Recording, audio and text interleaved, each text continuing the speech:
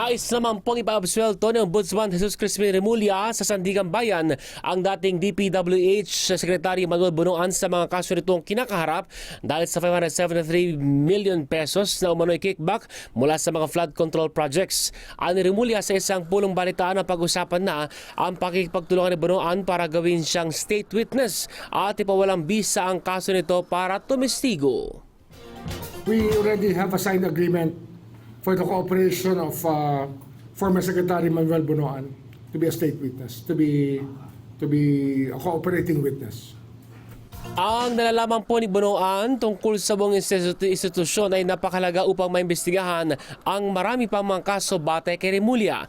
Magugunitang inaresto po si Bunoan noong June 1 dahil sa walang piyansang plunder case na kapwa-akusado si Senador Jingo Estrada.